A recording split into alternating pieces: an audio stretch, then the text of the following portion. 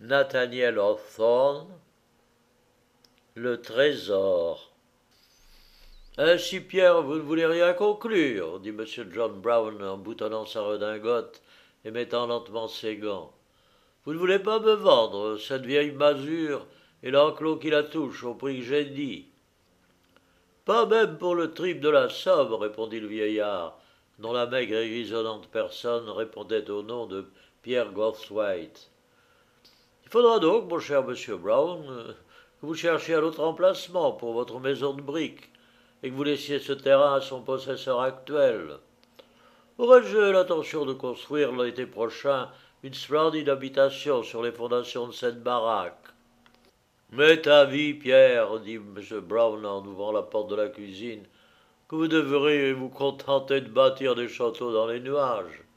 L'emplacement est à meilleur prix qu'ici-bas, sans parler du prix des matériaux. De telles fondations sont fort convenables pour des constructions comme les vôtres, tandis que le sol que nous foulons aux pieds fait justement mon affaire. Nous pourrons être ainsi satisfaits tous deux, est-ce dit? Non pas, je persiste dans mon idée, M. Brown, répondit Pierre Goldthwaite.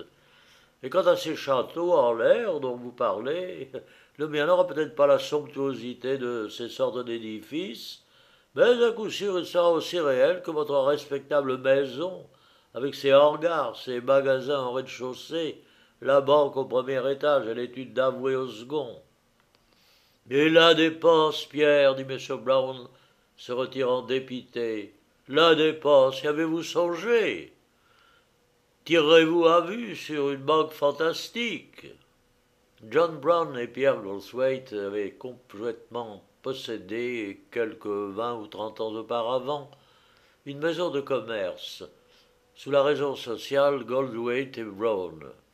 Mais les deux associés s'étaient bientôt séparés pour incompatibilité d'humeur.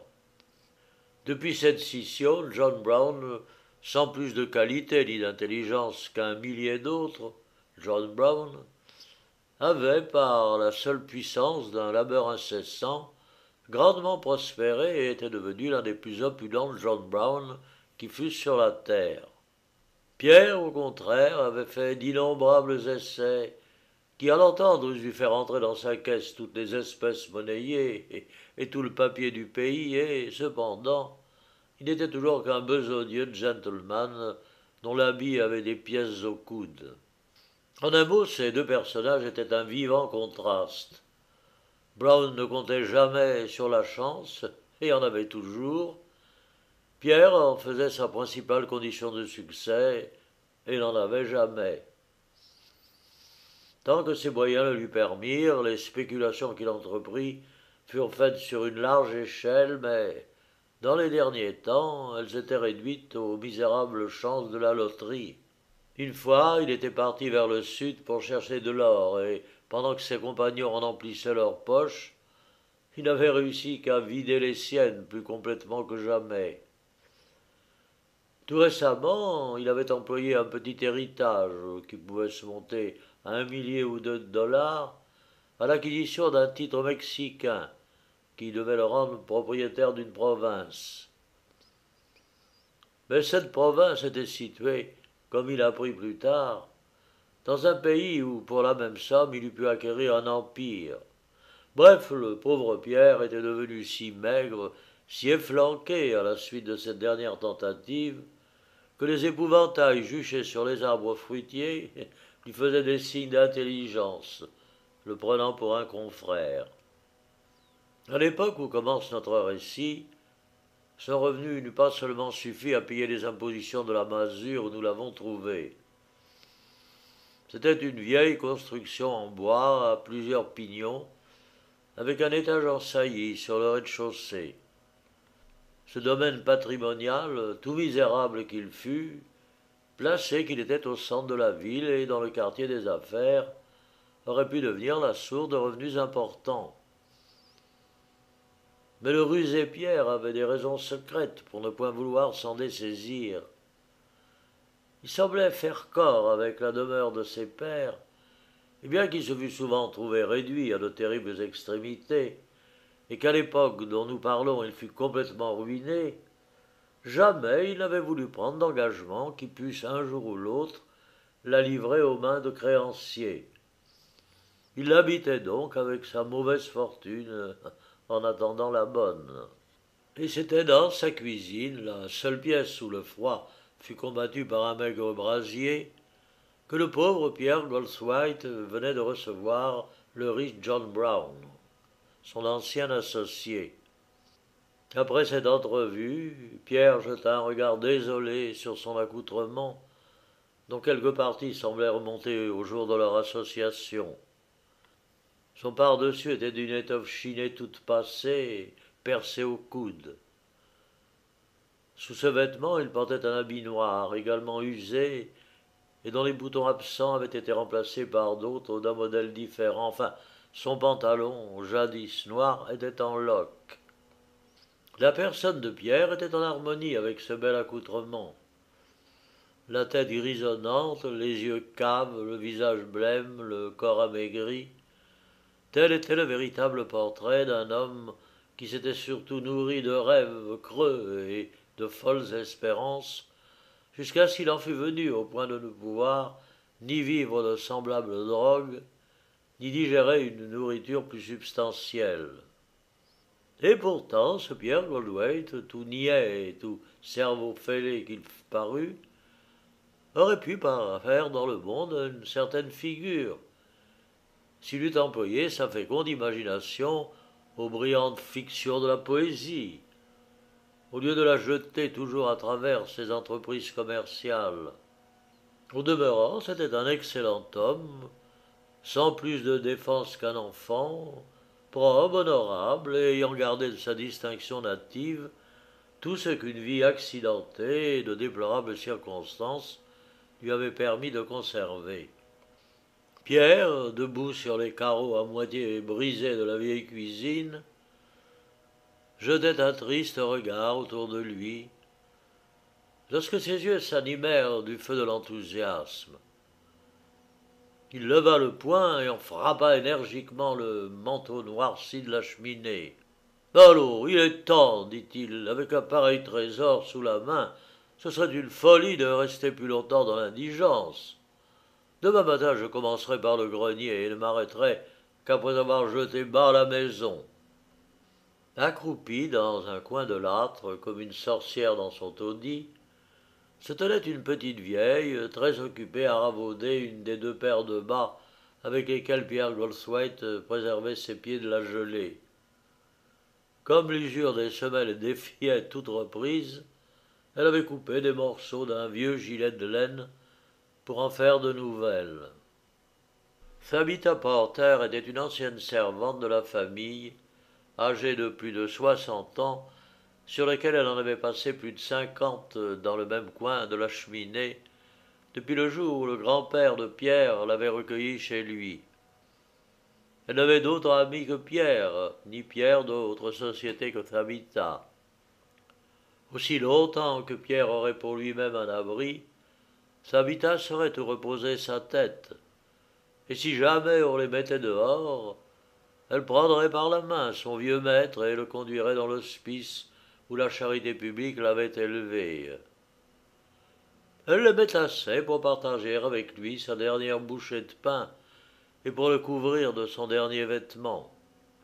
Thabita est une singulière vieille, et bien qu'elle ne partageât pas toutes les illusions de Pierre, elle était tellement habituée à ses caprices et à ses fantaisies qu'elle avait fini par les prendre au sérieux. En entendant parler de jeter bas la maison, elle leva tranquillement les yeux de dessus son ouvrage. « Vous laisserez au moins la cuisine, monsieur Pierre, dit-elle. « Le plus tôt que tout cela sera par terre sera le mieux, dit Pierre. Je suis las de vivre dans cette baraque froide, obscure, enfumée, désagréable, ouverte à tous les vents. Il me semble que je rajeunirai en posant le pied dans ma belle maison de briques, où, s'il plaît au ciel, nous logerons l'hiver prochain. Vous avez une chambre au midi, ma vieille Tabby, arrangée et meublée à votre goût. » « Je l'aimerais mieux comme cette cuisine, répondit Thabita. Je ne me croirais pas chez moi, dans le coin d'une cheminée, qui ne serait pas noire et âgée d'un siècle comme celle-ci. Quelle somme comptez-vous consacrer à cette acquisition, monsieur Pierre? Reprit-elle. Oh, qu'ai-je besoin de m'inquiéter de cela, répondit Pierre négligemment. Mon arrière-grand-oncle, qui trépassa il y a 70 ans, et dont je porte le nom, n'a-t-il pas laissé un trésor assez considérable pour bâtir 20 maisons, comme celle que j'ai dans l'idée? Je ne dis pas le contraire, monsieur Pierre, dit Tabitha, en enfilant son aiguille à contre-jour. Tabitha se rappela que Pierre faisait allusion à l'immense amas de métaux précieux qu'on disait exister quelque part dans la maison, soit dans un coin de la cave, dans l'épaisseur des murs ou sous les parquets, soit dans quelque cachette ou dans un recoin abandonné de la masure. Ce trésor, suivant la tradition, avait été amassé par un des ancêtres de Pierre Goldthwaite, dont le caractère avait, paraît-il, une grande similitude avec celui de notre héros. Comme lui, c'était un enragé dissipateur, parlant toujours d'amasser l'or par boisseaux et par charretées, mais incapable d'amasser écu par écu. De même que ceux de notre Pierre, tous ses projets avaient successivement échoué. Et sans la mystérieuse spéculation qui l'avait si fort enrichi, il n'eût pas conservé seulement un habit et un pantalon pour couvrir sa maigre personne. Qu'il courait les bruits les plus divers sur la nature de cette fameuse entreprise. L'un prétendait qu'il avait trouvé le grand œuvre, un autre qu'il avait par magie fait sortir l'or de la poche des autres pour le faire entrer dans ses coffres. Un troisième, enfin, donnait une version plus merveilleuse encore. Il prétendait que le diable lui avait permis de puiser à même ses trésors. Cependant, il paraît qu'un secret obstacle avait empêché de jouir de ses richesses, qu'un motif quelconque l'avait porté à les cacher à son héritier, et qu'en tout cas il était mort sans faire connaître l'endroit où il les avait déposés. Le père de Pierre avait ajouté foi à cette histoire, au point de faire exécuter des fouilles dans ses caves. Pierre lui-même se plaisait à croire à cette légende, et au milieu de toutes ces tribulations, il se consolait en pensant que lorsqu'il serait à bout de ressources, il pourrait reconstruire sa fortune en détruisant sa maison. Il faut croire cependant qu'il n'avait pas une bien grande confiance dans cette merveilleuse histoire. Autrement, il serait difficile d'admettre qu'il eût si longtemps laissé debout l'héritage paternel, puisque depuis bien des années déjà, son coffre-fort était un meuble superflu.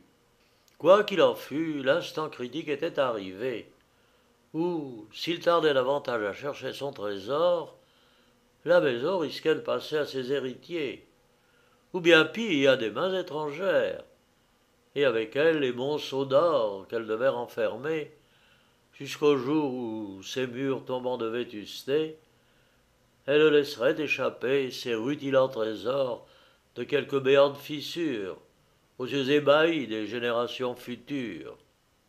Oui, cria de nouveau Pierre Goldthwaite, demain je me mets à l'ouvrage.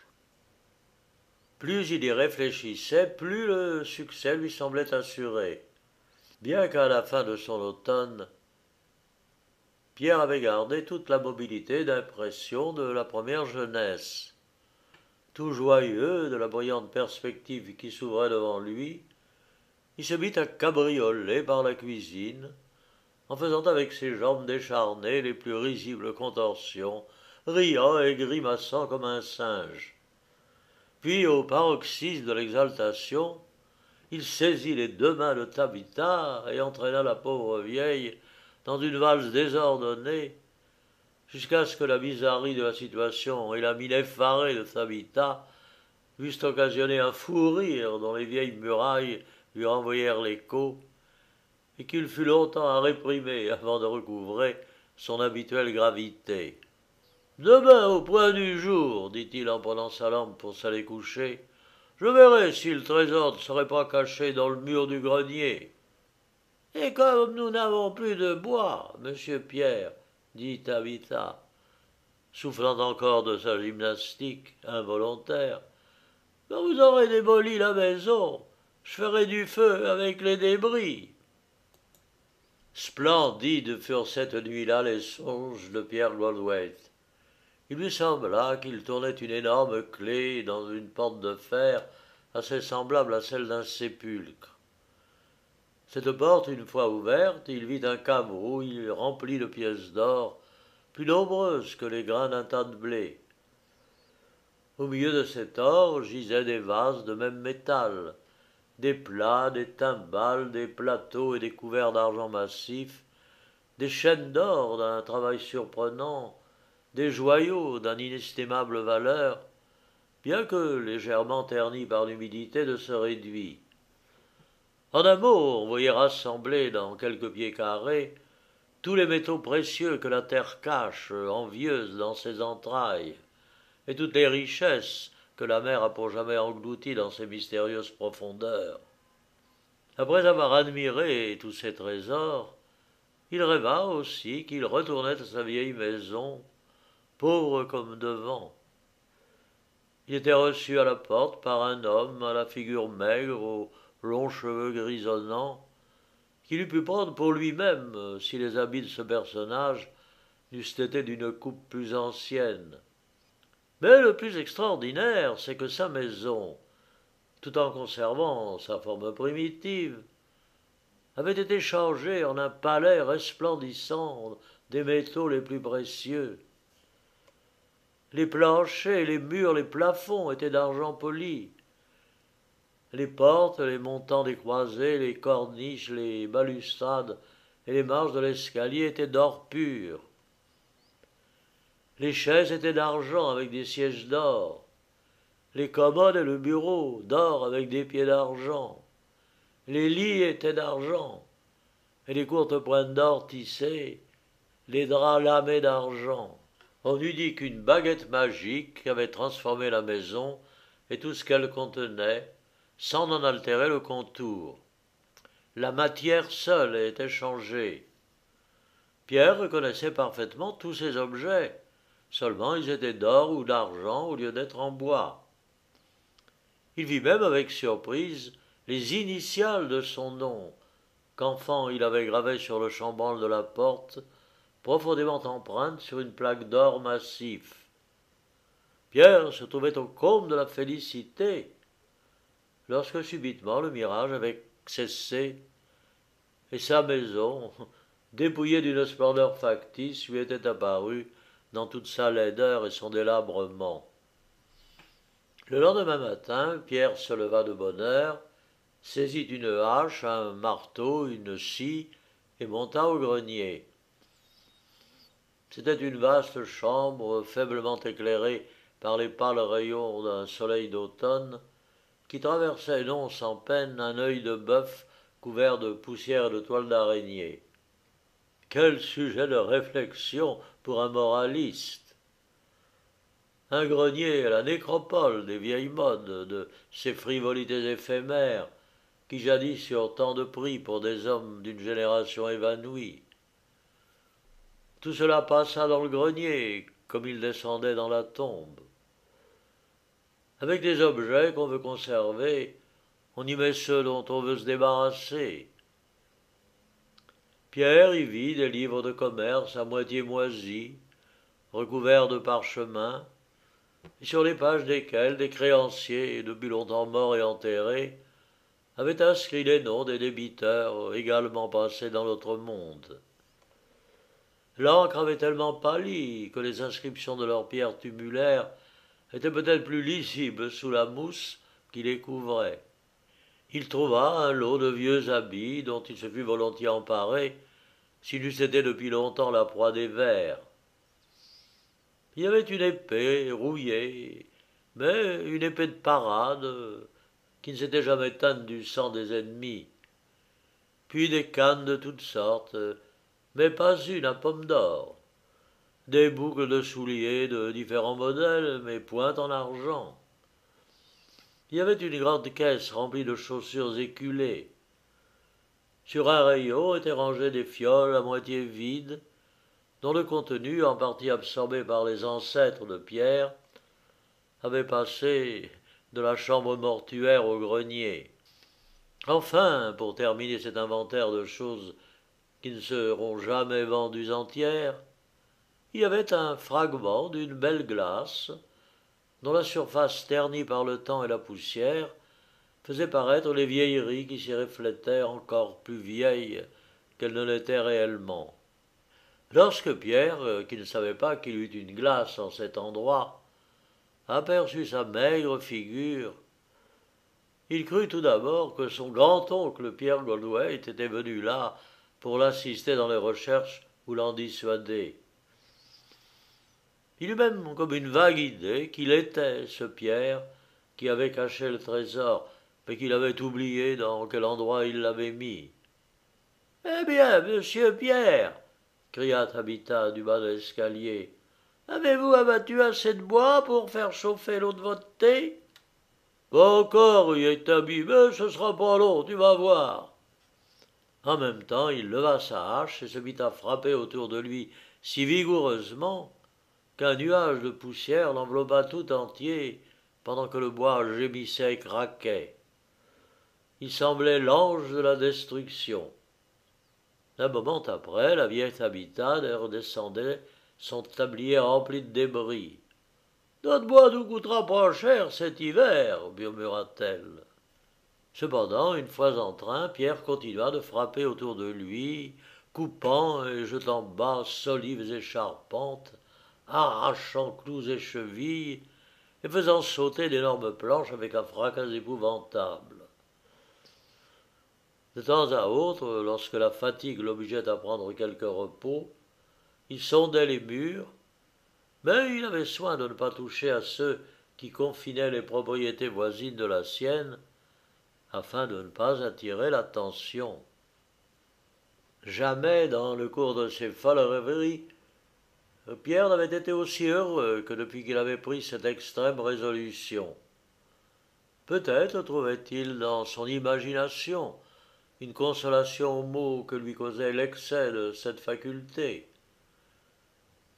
S'il était pauvre, mal vêtu, s'il ne mangeait pas toujours à sa faim, s'il était toujours sous le coup d'une ruine totale, son corps seul souffrait, mais son esprit, perdu dans les nuages, rêvait un brillant avenir.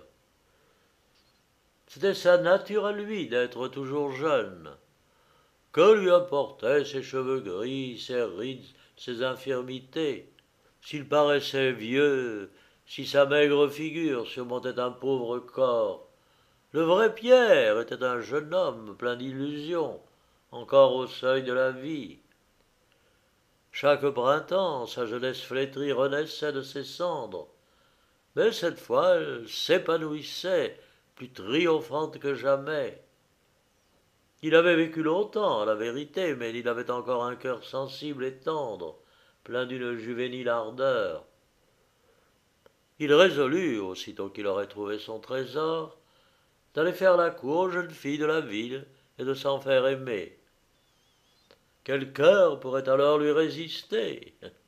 Heureux Pierre Goldthwaite!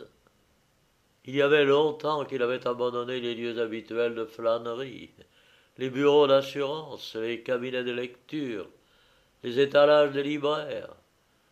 Et comme on ne l'invitait plus que rarement dans les cercles de la ville, il passait presque toutes ses soirées au foyer de la cuisine, en compagnie de la vieille Tabitha, occupée à terminer quelques ravaudages.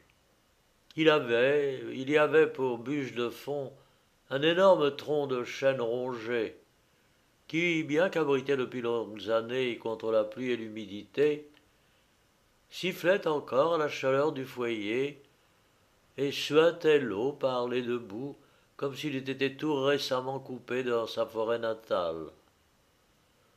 Sur le devant, on mettait de forts rondins d'un bois sec et serré qui semblaient au feu des bardes faire rougir. Sur cette solide base, Tabitha élevait une fragile construction de bois, des morceaux de panneaux et de moulures ou d'autres objets éminemment combustibles, qui brûlaient comme paille et jetaient dans l'âtre une joyeuse clarté.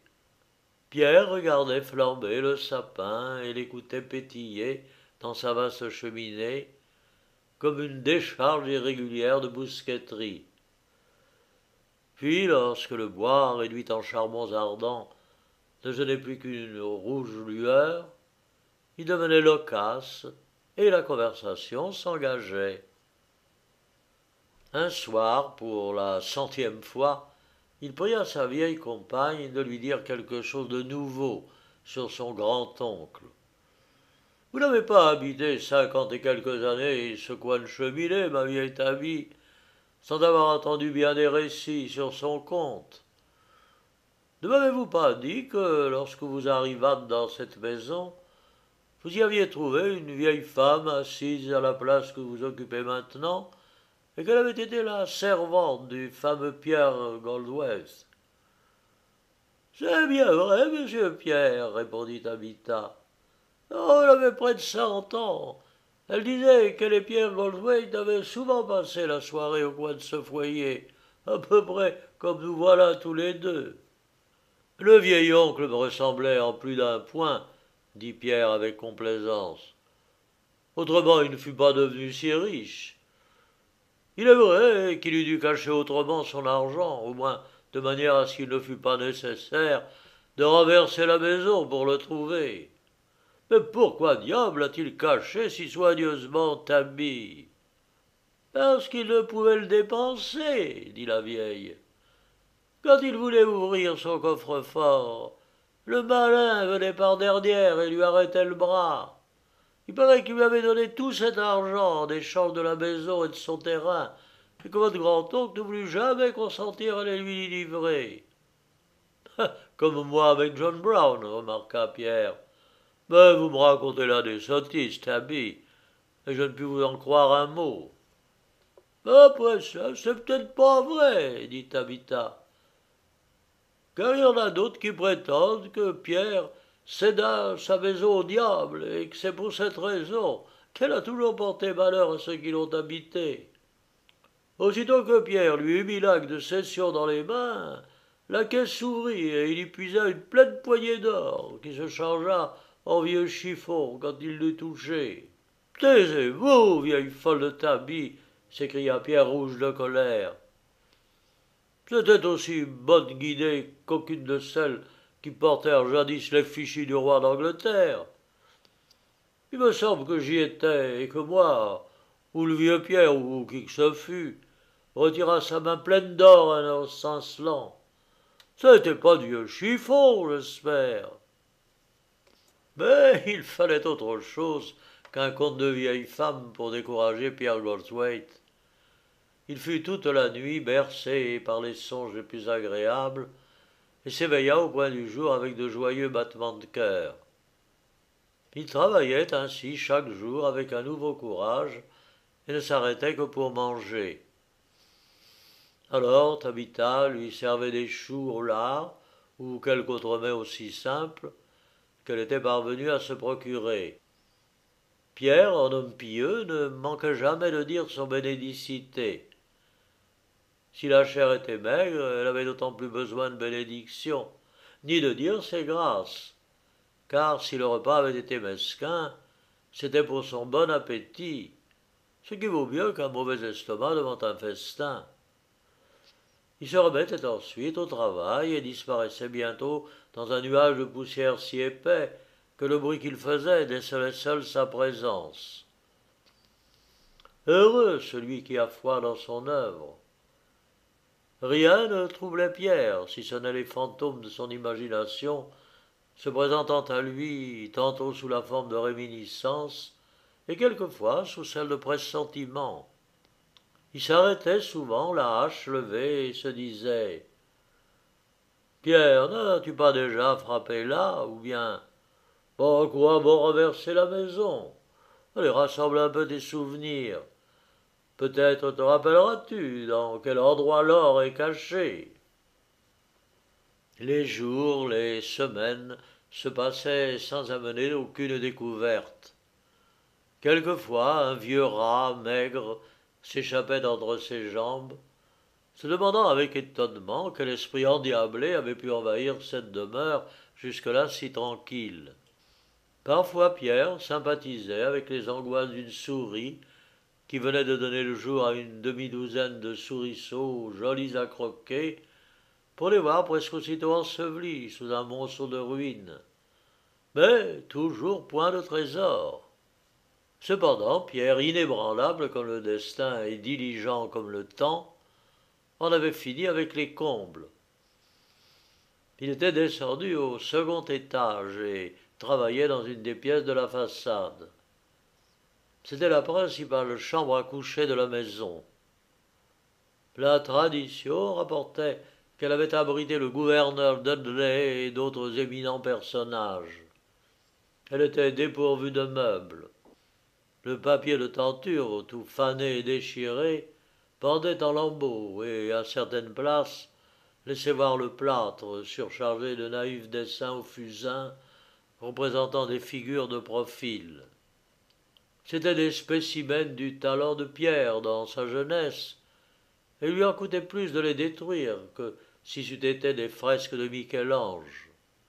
Un dessin, cependant, et ce n'était pas le plus mauvais, lui causa une impression toute différente. Il représentait un homme en haillons, s'appuyant sur une bêche et étendant la main pour saisir un objet qu'il semblait avoir trouvé. Mais on voyait surgir derrière lui, grimaçant un sourire infernal, un être parfaitement reconnaissable grâce à sa queue et à son pied fourchu. « Arrière, Satan, laisse cet homme prendre son trésor !» cria-t-il. Et levant sa hache, il en frappa si rudement le gentilhomme connu qu'il anéantit non seulement cet être malfaisant, mais encore le pauvre chercheur de trésors, et que la scène s'évanouit comme une apparition. Cependant la hache, brisant plâtre et latte, avait découvert une cavité. « Ayez pitié d'eux, monsieur Pierre, voulez-vous vous mettre mal avec le diable ?» demanda Tabitha, qui rôdait par là, cherchant du combustible. Sans daigner répondre à la vieille fille, Pierre continua son œuvre de destruction et découvrit un petit cabinet, ou plutôt une sorte d'armoire placée à hauteur d'homme, de l'un des côtés de la cheminée. Il ne contenait qu'une lampe de cuivre couverte de verre de gris et un vieux parchemin plein de poussière. Pendant que Pierre l'examinait, Tabitha saisit la lampe et l'essuya avec son tablier. « À quoi bon l'essuyer, Taddy ?» dit Pierre. « Ce n'est pas la lampe d'Aladin. Bien que cette découverte me semble d'un favorable augure. Tiens, regarde plutôt cela, Tabby. » La vieille prit le parchemin de son maître et l'approcha de ses yeux, armés d'une formidable paire de besicles. À peine eut-elle épelé quelques mots qu'elle se tordit dans les convulsions d'un rire immodéré. « Je ne suis pas encore folle, monsieur Pierre. Je reconnais parfaitement votre écriture. C'est bien la même main qui a écrit la lettre que vous m'envoyâtes de Mexico. » « Ah, le fait est qu'il y a quelques ressemblances, dit Pierre, en examinant avec soin le parchemin. Mais vous voyez bien, Tabby, que ce réduit a dû être muré avant votre entrée dans la maison et avant ma naissance. Je reconnais au reste l'écriture du vieux Pierre Goldthwaite. Ces colonnes de chiffres sont de lui. Elles indiquent probablement le montant du trésor. Et ces lignes qui sont en bas sont assurément des renseignements sur l'endroit où il est caché. Malheureusement, l'encre a presque entièrement disparu et les mots sont illisibles. C'est bien fâcheux. Bah, dit Tabitha, voici toujours une bonne lampe, c'est une fiche de consolation. Tiens, une lampe, pensa Pierre. Ben, cela doit signifier que j'ai besoin d'une lumière pour continuer mes recherches. Cette découverte, en arrêtant l'ardeur destructive de Pierre, lui avait fait sentir la nécessité de se livrer à quelque méditation. Lorsque Tabitha fut redescendue, il s'approcha d'une des croisées pour examiner le parchemin avec plus d'attention, mais les carreaux étaient tellement obscurcis par la poussière qu'il fut obligé de lever le châssis pour jouir d'un jour plus vif. Une bouffée d'air vint caresser son visage et rafraîchir son front brûlant. On était en janvier et le vent qui venait de l'océan avait amené le dégel. La neige amoncelée sur les toits se fondait et tombait des gouttières comme une pluie d'orage. Dans les rues, cette même neige, durcie par les allées et venues des promeneurs, conservait encore sa splendeur primitive et le souffle printanier n'avait encore pu l'entamer. En avançant la tête, Pierre s'aperçut que, si la ville n'était point complètement dégelée, il n'en était pas de même des habitants, qu'un froid rigoureux avait claquemuré pendant 2 ou 3 semaines. Cette vue le réjouit un moment, mais, au milieu de sa joie, il laissa échapper un soupir, en voyant de jeunes et jolies femmes glisser légèrement le long des trottoirs, leurs joues roses emprisonnées dans la soie de leurs capelines ouatées, entourées de boas et de fourrures d'hermine, semblables à des fleurs qui surgissent d'un épais feuillage. On entendait tinter de tous côtés les clochettes des traîneaux. Tantôt c'était celui de Vermont qui arrivait, chargé de porcs et de moutons gelés par le froid, et peut-être bien aussi de gibier, tantôt celui d'un honnête marchand avec une cargaison de volailles, tantôt enfin celui d'un gros fermier venu à la ville avec sa femme pour trouver le placement d'une provision de beurre et d'œufs.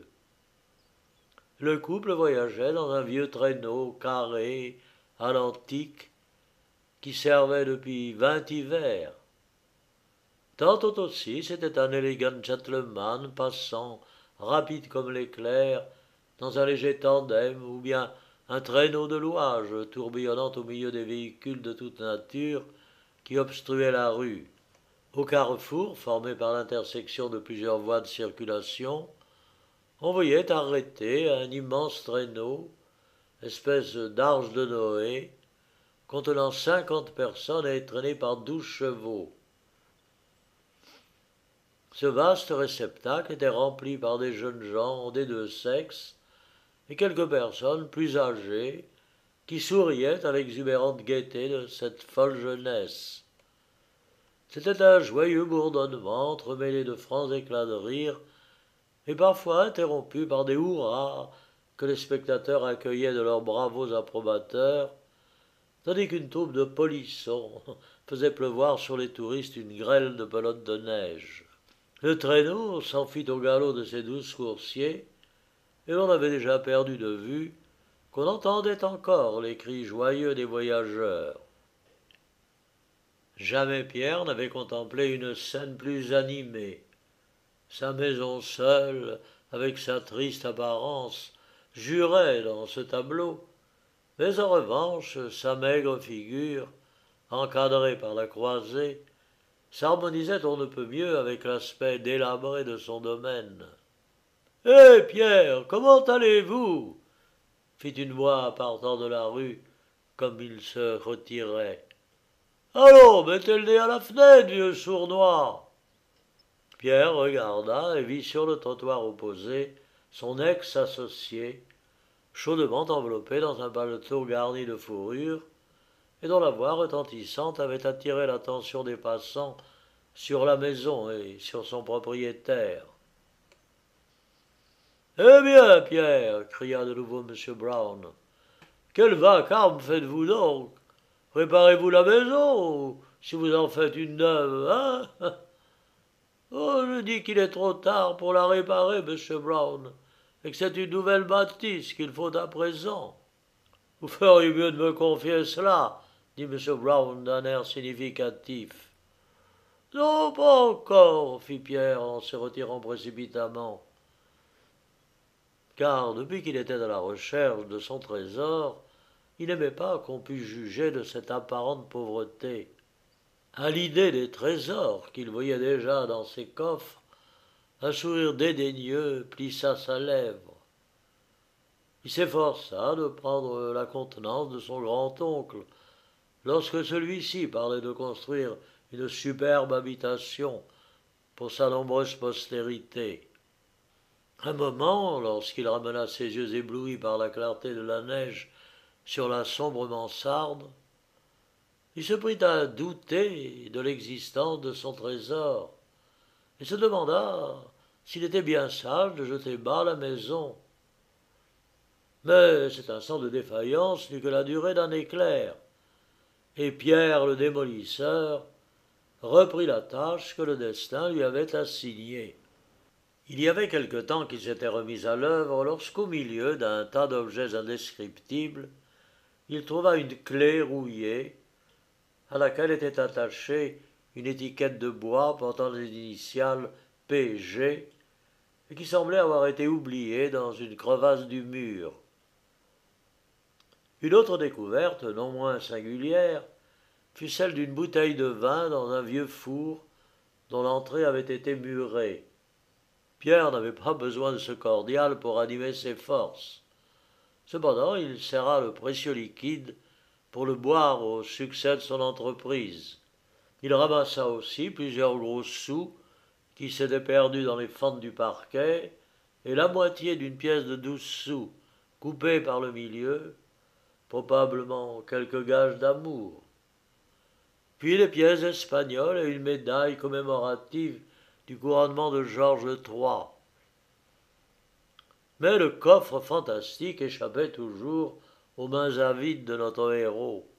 Nous ne le suivrons pas dans sa persévérante destruction, et qu'il suffise de savoir qu'il acheva en moins d'un hiver une œuvre que le temps avait à peine ébauchée en un siècle.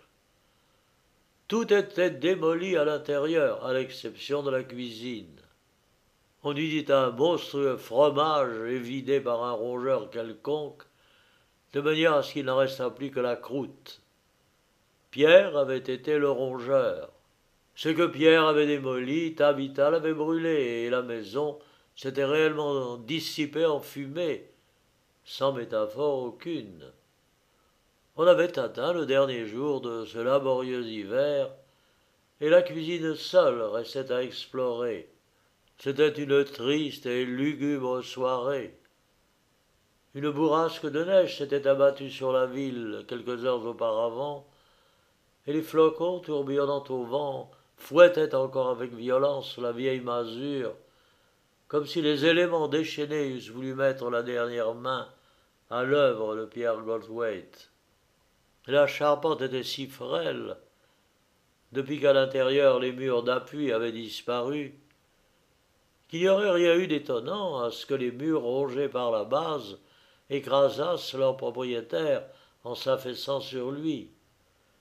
Mais Pierre était trop agité pour que ce danger pût l'impressionner. « Le vin, Tabby !» cria-t-il. « Le vieux vin du grand-oncle. Allez, c'est maintenant qu'il faut le boire ou jamais. » La vieille se leva de son banc et, sans mot dire, plaça la respectable bouteille près de la lampe de cuivre, jusque-là le seul fruit de leur recherche.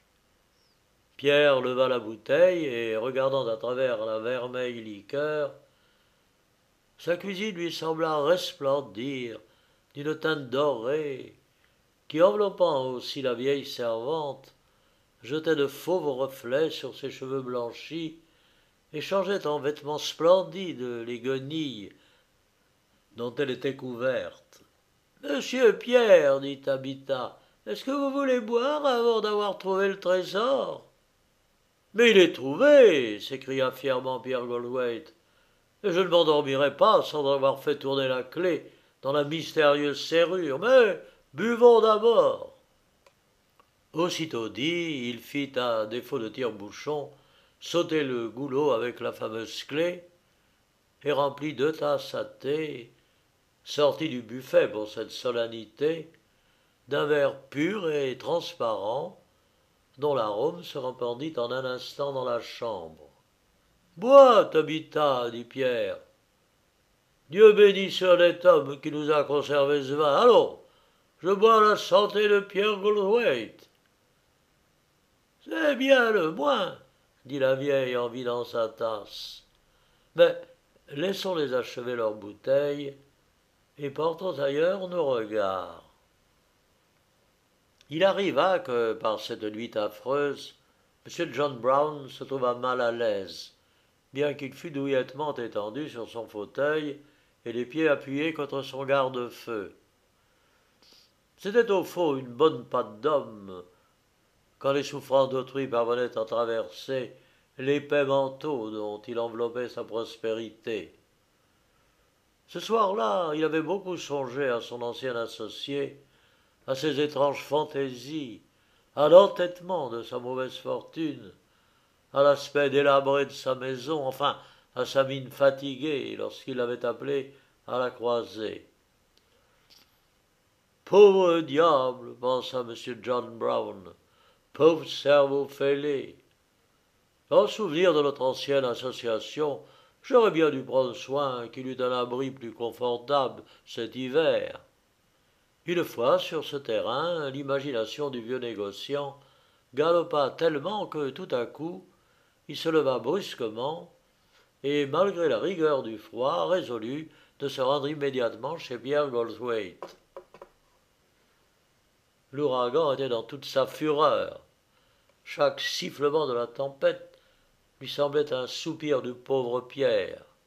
Tout étonné de sa sensibilité, M. Brown s'enveloppa de son manteau, s'entoura le cou d'un long cache-nez et, ainsi prémuni contre le froid, s'apprêta bravement à l'affronter. Cependant, le vent redoublait ses efforts. M. Brown venait de tourner le coin de la rue où demeurait Pierre, lorsqu'une violente rafale fit tomber la tête sur un tas de neige et se mit en devoir de l'ensevelir avec une si remarquable célérité qu'il y avait peu de probabilité de le voir reparaître avant le dégel. Heureusement, M. Brown, loin de perdre courage, se mit à lutter vigoureusement contre cette inhumation anticipée et fit tant des pieds et des mains qui se dégagea, non sans avoir perdu son chapeau dans la bagarre, et se trouva, sain et sauf, à la porte de Pierre. Tel était le fracas de la tempête qu'on n'eût point entendu de l'intérieur le choc du marteau. M. Brown entra donc sans cérémonie et se dirigea à tâtons vers la cuisine, où il pénétra complètement inaperçu. Pierre et Tabitha tournaient le dos à la porte, courbés sur un immense coffre qu'ils avaient sans doute tiré de quelque cavité secrète, et à la clarté de la lampe que tenait la vieille femme, M. Brown vit que ce coffre était garni de coins et de plaques en fer. Pierre était en train d'introduire la clé dans la serrure. « Tabby, disait-il, tremblant d'émotion, mais comment vais-je pouvoir supporter l'éclat de cet or? Oh, il me semble que je le vois encore étinceler quand on ferma le couvercle. Il y a 60 ans qu'il concentre ses rayons, radieux soleil, pour nous éblouir en cet instant solennel.